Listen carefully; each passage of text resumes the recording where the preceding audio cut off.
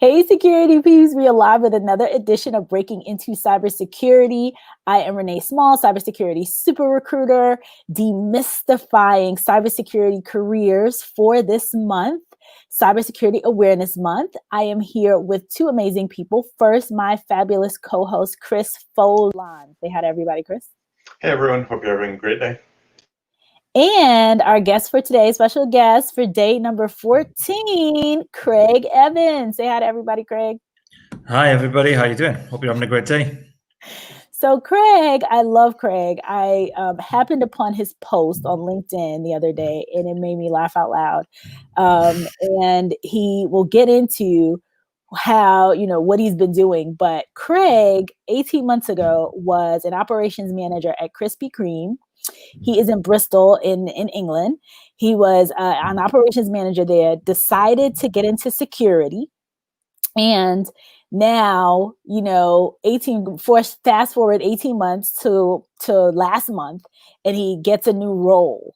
And so, Craig, tell everybody what you did, Craig. And while you're doing that, I'm going to try to bring up the actual talk. I mean, the post on LinkedIn. No problem. Yeah, absolutely. Yeah. So as you say, about 18 months ago, I was working for Krispy Kreme. I was kind of opening new stores for them through the UK and Ireland. Had lots of travel and what have you, and just kind of decided that my career had kind of got away from me a little bit, and I was working for all the wrong reasons. I was working for money and promotion, and not there it is, and not for something that I was passionate about or would enjoy. So I took the decision to go away and get some certifications. I got through CompTIA A+, Network Plus, Security Plus, and then the EC Council CEH. And I've been on a job hunt since, really. So I was lucky enough that I came across a fantastic company in the UK called Norm Cyber, who were willing to take a bit of a gamble on me, and I'm kind of just up to a month in, and it's been incredible so far. So it's definitely been a challenge. I think we all know that entry into cyber, particularly for somebody who hasn't got an IT background, is difficult. But hopefully I can offer some of my experience today and help people understand what they may or may not need to do in order to benefit from an entry level opportunity the same as I have. Right. So Craig, I think, like I said, I'm showing this posting because this was too funny for me. When I saw this, I just laughed out loud. When I saw that you had Norm Cyber's new signing, breaking news, and what's amazing about it, well, first and foremost, I was like, "Is this real news? Like, what's going on here?" And then I laughed, and I was like, "Oh, I'm gonna steal this one. This is another one that I'm gonna steal because it's so good. It was so eye catching, So definitely love that. So I'm going to go back to our little screen here and just chat about where you started. So, what even made you say, okay, I'm interested in security? Like how did that happen? Yeah, I think so. My background is very much kind of, I worked in pubs and bars for a long time. Then I went into retail, and then I went to a bit of retail project management after that. And it was, as I said, it was just something I just went with a tide. I kind of left school, didn't really know what I wanted to do. And just kind of got a job in a bar. Then I got offered a shift management position. Then I moved into management, and it just kind of progressed from there, really. And I was just content with earning good money, and there was nothing more important. That's all I was there for. And my first little man was born 3 years ago. And as children do, they change your world.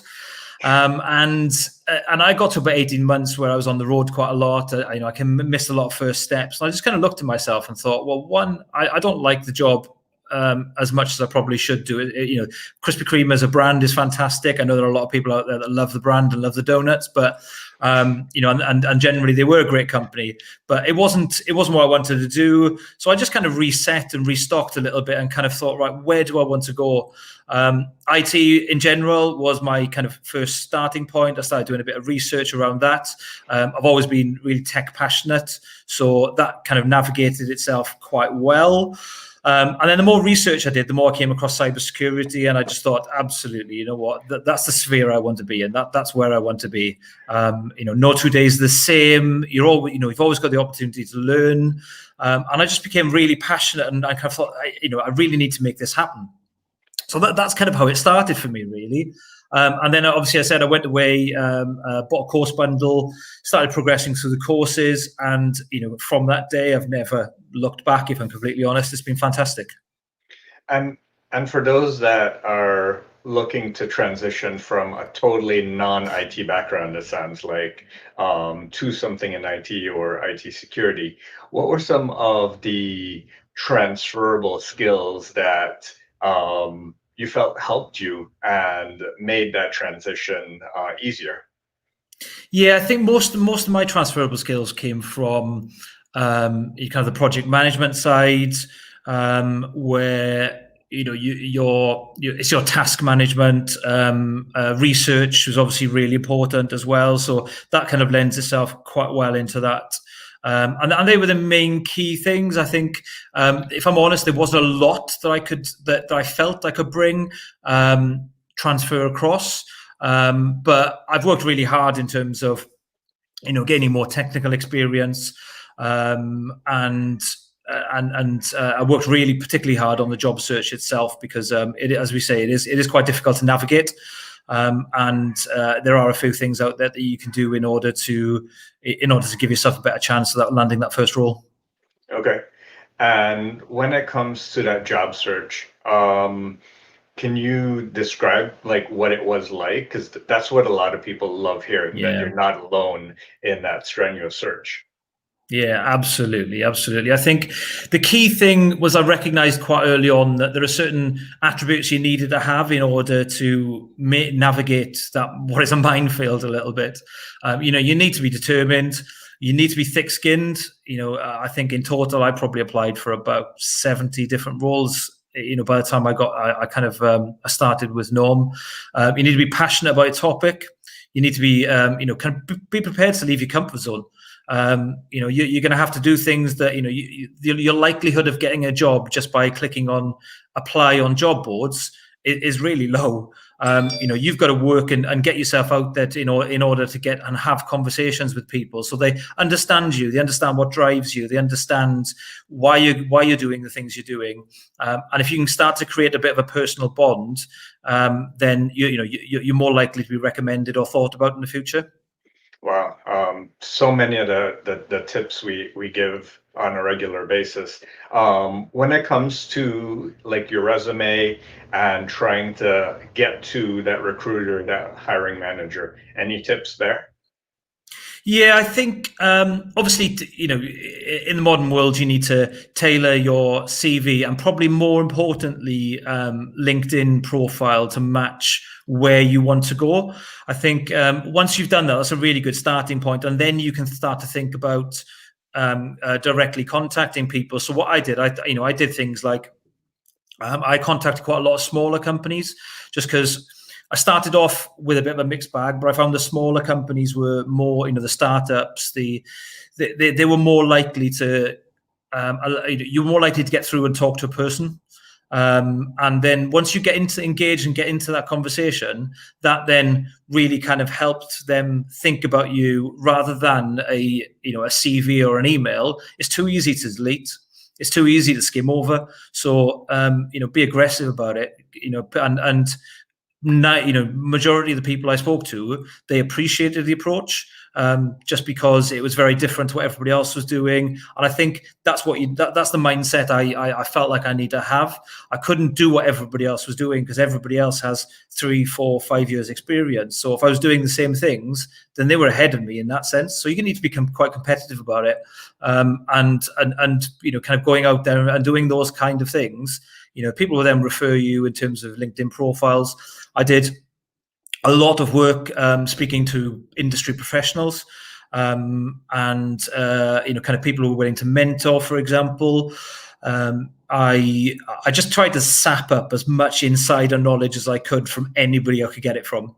And that really kind of helped me understand what my next steps were, where maybe I could go away and gain experience without being in a corporate environment. You can go out and volunteer for working for companies. That's what I did. The way I landed my role was that I worked for Norm for a few weeks, volunteering, basically working for free. And I know not everybody is going to be in a position to do that, but even if you can do that in a little sense, it's a win-win. You're gaining that commercial experience. Charity work. Are there charities out there that could utilize your skills? I provided services, so I was kind of doing repairs and malware removal and things like that as well. And all of these things are things that you can build up that kind of bridge that experience gap that a lot of us do face when we try to enter cybersecurity. Wow, Renee and I are writing a book about this, and it felt like you touched every single topic that we'd ever talk about, like from mentoring to volunteering to gaining experience to informational interviews from industry professionals. You really, I think, I mean, it just could be me, but I think all your professional experience allowed you to be more outgoing and to be bolder, to have those types of conversations that I don't think someone just coming out of school would think to have, because you've had that professional experience already. Yeah, I agree. I think that having that background that you had in understanding and knowing, using your transferable skills to help you break in is key.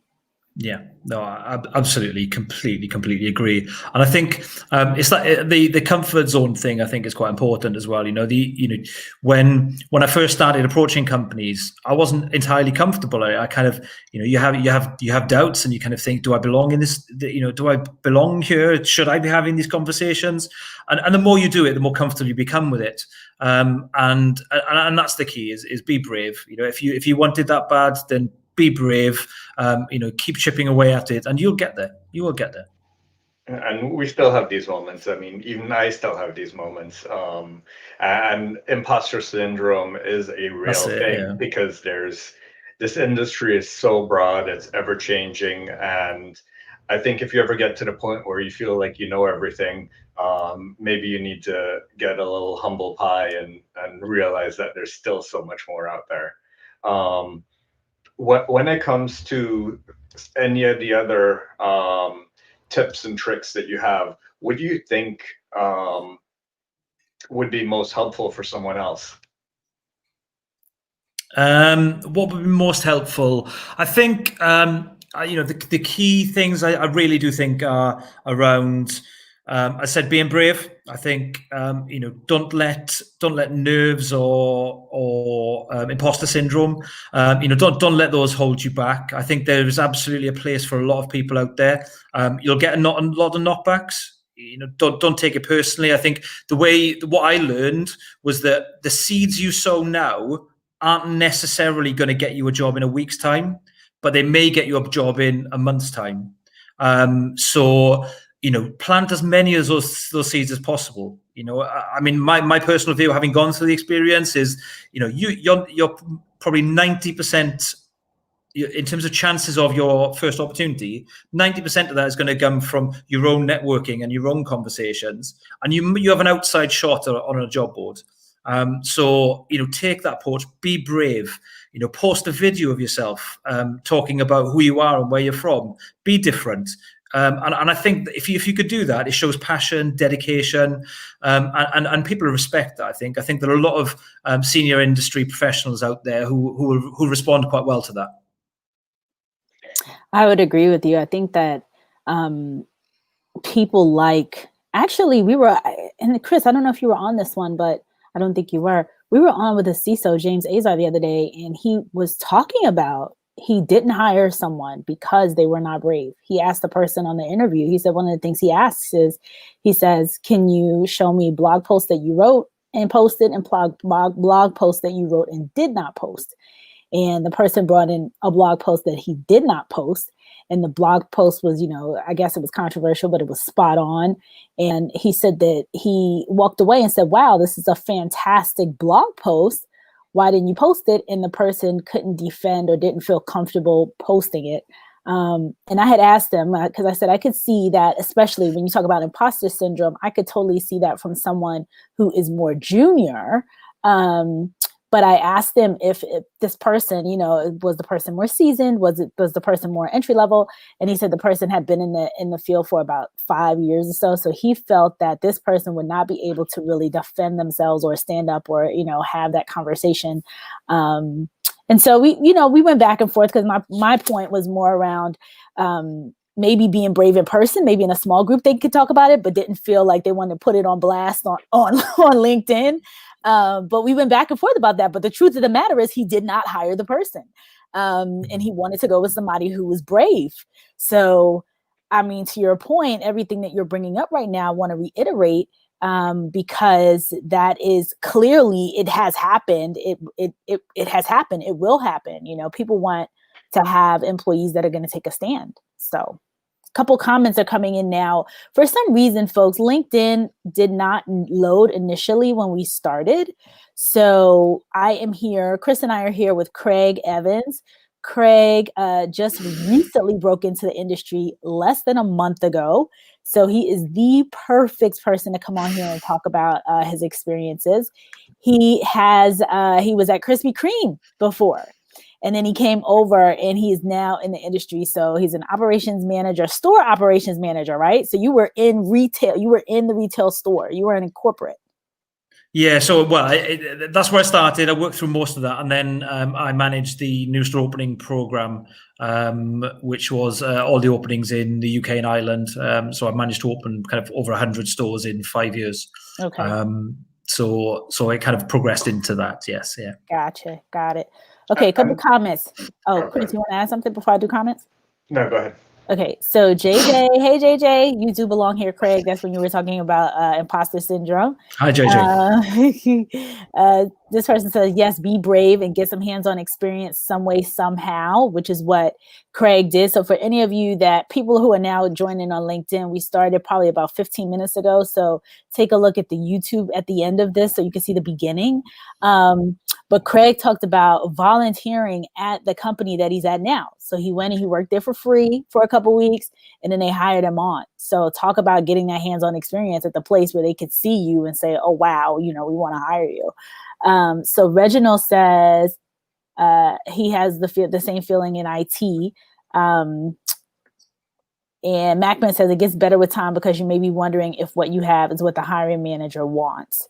So about that whole being brave and, getting your hands dirty. I think when people get more comfortable and they get more experience, then they feel, a lot more comfortable defending, things that they write and things. But to both of your point and all of our points in terms of imposter syndrome, because things move so fast and everyone's trying to be right, know things and not end up, with your foot in your mouth, so to speak. So Craig, you don't have a degree. That's another thing that I want to demystify. No. So again, demystifying this month in particular, Cyber Awareness Month, for all the folks that are watching out there that don't know much about cybersecurity, that they think it's a mystery. I was on a call yesterday, actually, and had this cool discussion. Actually, I was talking to a lady from CNBC. It was pretty cool. And, saying it seems to be a mystery. Anyone that's outside of the field, anyone that's outside, it's one big mystery to people, seasoned, junior, young people, older people. If you are not within the industry, it's one big mystery. And one of the things that I think one of the biggest myths is that you got to be a genius. You have to understand coding. You have to have a degree in computer science. All of those things come up. So Craig here was working at Krispy Kreme 18 months ago. So Craig does not have a degree. Talk to us about that, Craig. What made you say, I don't have a degree, like the path that you took, and why did you go the path that you took versus trying to go and get a degree in the industry? Yeah, I think a lot of it comes back to when I was younger. As a lot of people are that age, you're quite immature. I had absolutely no idea what I wanted to do. I went away and I trained as a fitness instructor for a while. I tried kind of a handful of things and just nothing really stuck. And I'm quite a strong kind of working class background, where people, a lot of people didn't go to university, and the most important thing for me at the time, it ended up, it was the wage. It was, so I just kind of went out and started working, and my career progressed from there. And unfortunately, that was kind of the, I look on it now in reflection, I think that was the wrong starting point, and IT should have been where I'm at, but never too late. Shockingly, I'm not ashamed to say, I'm 42 now. So, to make the change that late as well. Again, we use the phrase again, be brave. But it took me a while to think about it, because I had to take a very large salary cut in order to make that switch as well. But I think I don't look at it in terms of looking back. I'm looking forward. I've got 25 years of my career left. So, what should I be doing in that time? And I just took that approach to it. And I think hopefully I landed in the right place.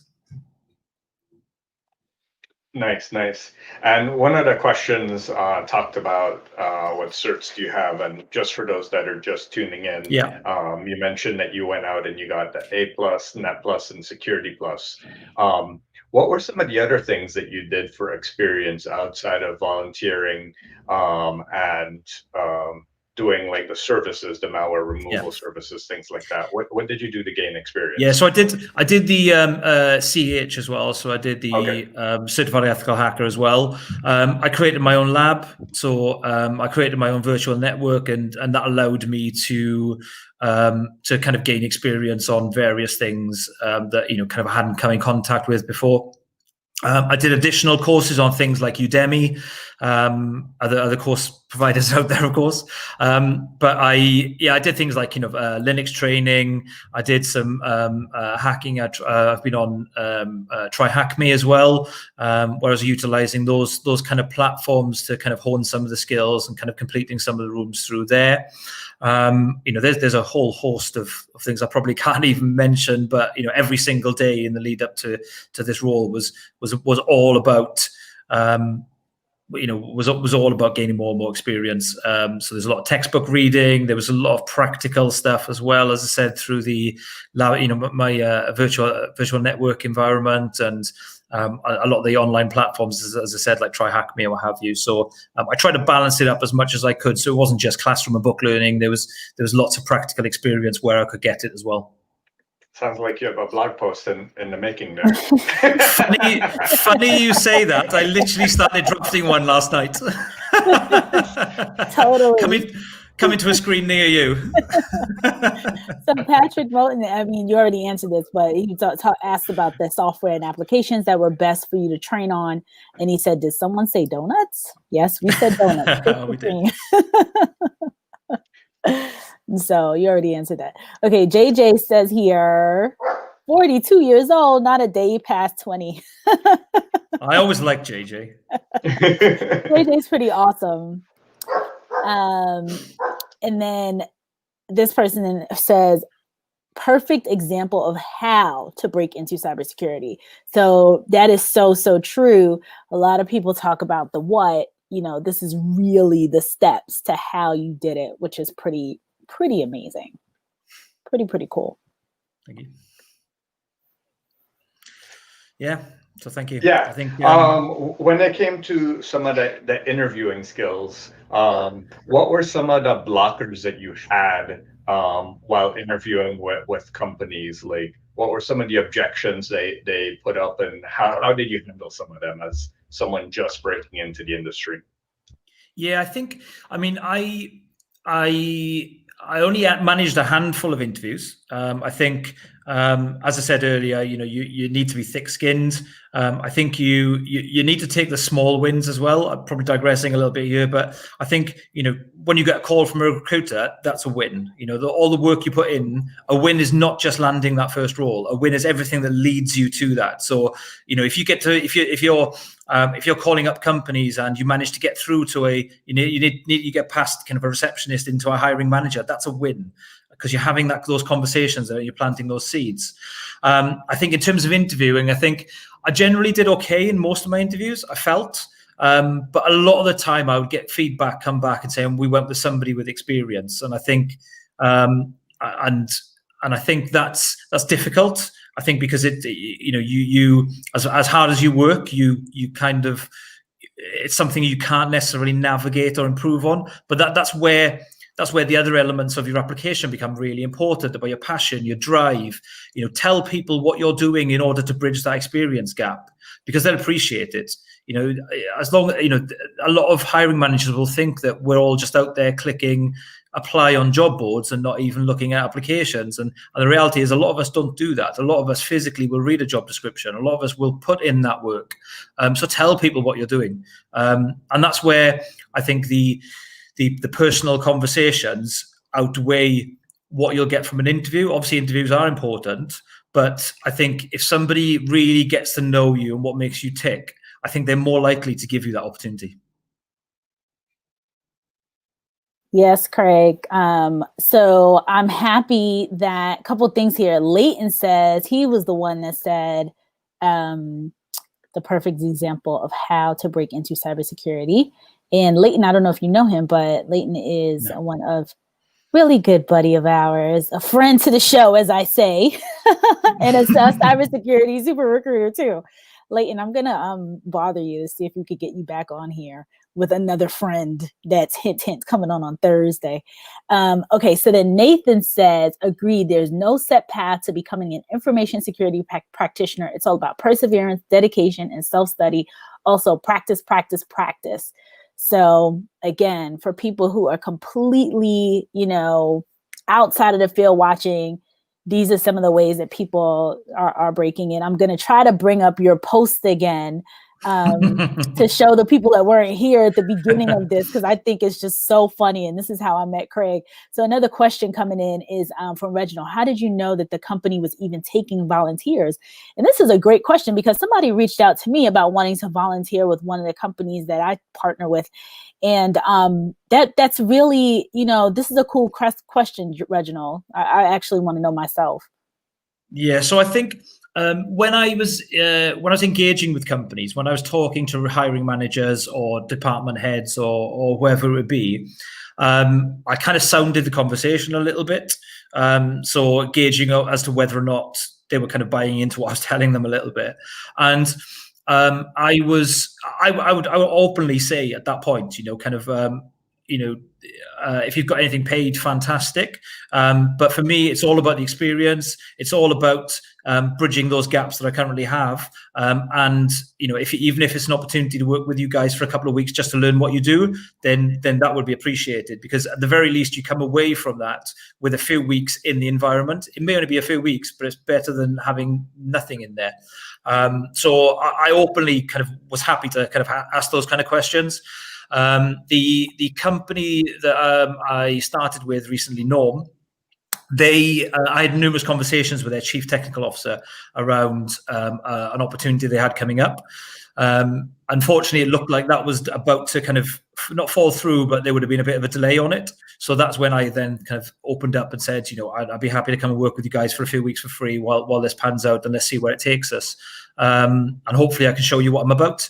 And that's kind of how I started with Norm. And then, as of kind of, a week or two ago, I got the permanent position. So, but again, just don't be afraid to ask the question. At the end of the day, you have to look at what an employing manager is looking for as well. And, by taking you on, it probably can be considered a gamble for them. So if you offer to volunteer for a short period, then they're going to see what you're about and what you can bring in a live environment, plus you get the hands-on experience. So it's a win-win, really. And that's quite a good way to navigate the fear that employers may have around taking on somebody, who hasn't been tried and tested. Yeah, it's really. I think for those that can do it, it's kind of a put your money where your mouth is situation. For the employers, like, oh, yep, he's willing to stand up that he really can do it. Let's put it to the test. Yeah. Totally. And I have to say, Craig, I have to say, Craig, I'm reading this thing, it says Norm Cyber. I have to say, Craig, actually, I volunteer. It's funny that you know, as you're telling your story, I'm thinking about a story with me about 10 years ago. And I went and I volunteered at an organization, and I truly was volunteering. It wasn't really about me looking for an opportunity, but I was in between roles and I volunteered. And lo and behold, I ended up getting offered the job at that company. So it totally happens, not only in security, we're talking about security, but in other places as well. But for everyone that didn't see or joined us late, Craig is in England right now. He created this post, which made me laugh out loud. Craig has only been on LinkedIn, what, 3 weeks, you said, Craig? No, it's probably about 8 weeks, 7 or 8 weeks. I think I've been on LinkedIn wow, now. like so much longer. Yeah, I've physically been on LinkedIn for a long time. I just never utilized it. Never. It was kind of I felt like I had to be on it because everybody else was on it, kind of thing. But never posted, never joined, never got engaged. And then about 8 weeks ago, I started to get engaged, and I've absolutely loved it. It's such a positive platform. There are so many great people out there who are willing to help, and you know, I've learned loads from it. So no looking back. Yeah, absolutely. But when you say no, 8-9 weeks, like it's, you know, that's why I laughed out loud, like such a long time. So Craig's been on here for 8 weeks. He put this post out. I totally cracked up. Breaking news post, Norm Cyber's new signing, and he's walking into the office. And so I laughed and, you know, immediately said, we have to bring you on the show because I want to learn more about how you broke into this industry so quickly. You know, you had this prior, and he writes this up. I'll tag it. But Craig was, you know, he wrote up how he was in, working in Krispy Kreme, and then transitioned over to getting this new hire, getting this new opportunity. And it was so compelling and exactly the types of things that we want to, you know, display here on Breaking Into Cybersecurity. So Craig, we are at the 31-minute mark. We usually wrap at 30 minutes. Chris, you want to ask your final question? Well, somebody asked a good question here. He said, Nathan says, where to from here for you, Craig? So what's next? Are you going to get more certifications? So he asked is it the OSCP, the SUM, the CCSP, the CISSP? And I will add on to that and say, you know, what got into your, like, what is next? You can't say what's next for you in your career because you're just going to be head down growing. But what's next? Yeah, I think in the short term, it's very, very much so. It's going to be very centralized in and around Norm. They've got some training programs and things they want to put me through. So I'll absolutely kind of prioritize that in the short term. The longer term, I think red teaming is probably where I want to be long term. So the EJPT potentially, then onto the OSCP is probably where I'm thinking. It's all, you know, I've only been in the industry a couple of weeks. So let's see how that plays out. You know, I'm currently working in blue team, so that may absolutely be where I want to be long term, you know. So let's see where that takes. But I currently have a 5-year plan listed out, and that's kind of where I see myself for the moment, where I see myself now. But watch the space. Who knows? I love it. And if you had to summarize your journey into one piece of advice, what would that be?